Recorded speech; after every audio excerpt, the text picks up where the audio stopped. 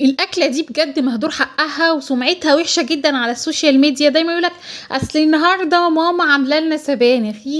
سبانخ لأ ده السبانخ دي أكلة عظمة بجد، يعني أكلة حلوة أوي، يمكن أنتم مثلًا ما كلتوهاش بالطريقة هتحبوها، ممكن لو جربتوا الطريقة دي تحبوها جدًا زي ما أنا باموت فيها. أول حاجة هنجيب ده طبعًا الكلام ده للأمهات، وفي شباب بتدخل مطبخ وبتعمل أكل جميل بجد أحلى من الستات كمان، فالأكل ده لكل محبين الطبخ. تعالوا بقى نشوف هنعملها بطريقة حلوة أوي، هنجيب بصلاية و3 فصوص توم كده يعني براحتك، وبعد كده نشوحهم بقى في زيت على سمنة، أنا باحب دايمًا أعمل ميكس، وننزل بقى عصير الطماطم، دي طماطم كنت عاملاها كده يعني زي بيوريه كده، وبعد كده مش هتاخد وقت معايا يعني لأن أنا مصلصاها أصلًا. وبعد كده بقى هاحط ملح وفلفل أسمر واسيبها بقى تتسبك شوية. وفي الوقت ده طبعًا أنا دي اختياري بقى، أنا باحب أحط مرقة دجاج بتدّي طعم حلو، مش عايزين تحطوا ما تحطوش. وأنا طبعًا حطيت رشة ملح بسيطة جدًا عشان لسه هازودها شوربة، والشوربة بتاعتي فيها برضه نسبة ملح، فمش هنكتر يعني، أنا حاطة رشة ملح بسيطة وحطيت برضه نص مكعب مرقة كده بيديها طعم حلو جدًا، بس مش عايزين ما تحطوش. وبعد كده بقى شايفين دي تكة حلوة جدًا بتفرق جدًا في الطعم، نص معلقة سكر صغيرة. أي حاجة فيها صلصة عامةً حطوا السكر هيديكوا طعم حلو، كأن الطماطم نفسها اللي معمول بيها طعمها حلو، الطماطم تبقى مززة كده فتبقى مش حلوة أصلًا في الطبيخ أو المكرونة أو أي حاجة، فأنتم لما تحطوا يبقى النص معلقة الصغيرة بتضمنوا إن يعني كده اديتوا تيست حلو جدًا للصلصة.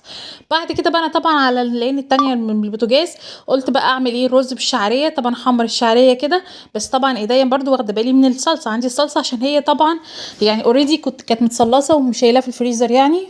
ف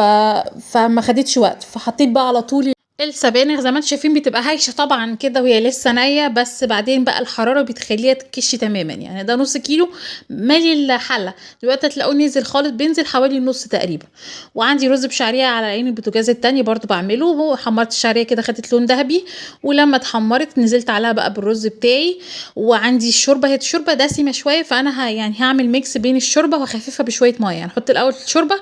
وبعد كده اكمل بكوبايتين ميه، عشان كانت تقيله شويه اللحمه، يعني كان لحمه حمراء بس كانت في حته دهنه كده سلقتها معاهم،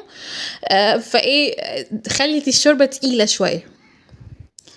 بص بقى زي ما انتم شايفين كده بقى يا دوب بس بسيبها لحد ما تاخد غلوه، واحس ان الرز بدأ يتشرب، برضه هوريكم انا معاكم فيه، لان يعني الرز بسيط طبعا بس في برضه ناس لسه مش بتعرف تظبطه، في لسه بنات بتتعلم في البدايه كده، لسه بنات صغيرين فبرضه يتعلموا طريقته، ما تلاقيه بدأ يتشرب زي ما انتم شايفين كده، وطي النار جدا على اقل حاجه لحد ما يستوي بقى. وعندي بقى السبانخ بتاعتي شايفين كشت خالص ازاي،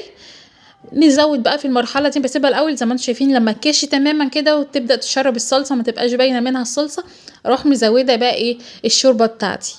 احب ازود برضو الشوربه عشان ما تبقاش تقيله، انا احط اللحمه جوه يعني السبانخ، فعشان ما تبقاش تقيله قوي فحطيت بس شويه شوربه صغيرين وزودت ميه برضو، كده كده اللحمه احطها جوه السبانخ. فانا بدقت بس بسيط كده، دوق شوف الملح محتاجه ملح ولا لا. فالمهم بقى حسيت ان هي مظبوطه مش محتاجه حاجه، فخلاص ما زودتش بقى ملح. بعد كده عندي اللحمه استوت، لان السبانخ مش بتاخد سوا كتير، فاللحمه عندي تبقى مستويه يعني اللي هي يدوب فيها حاجه بسيطه قطمه، بس انا ما سبتش فيها قطمه، يعني بنحب اللحمه اصلا طريه، فهي مستويه تماما عادي. وفي السبانخ هتكمل عادي خير وبركه، اللي احنا بنحبها مستويه طريه مش ناشفه، بس لو حد بيحبها فيها قطمه اللحمه نفسها طبعا هي عشان هتكمل لسه تسويه فسيبوا فيها قطمه بسيطه لسه. ده الاكل بقى بعد ما استوى في الرغد كده، طعم السبانخ مع اللحمه تحفه بجد يا جماعه، ممكن تعملوا لحمه بره لو انتوا عايزين. بس وان عجبكم الفيديو بقى بالله عليكم ما تنسوش اللايك والمتابعه.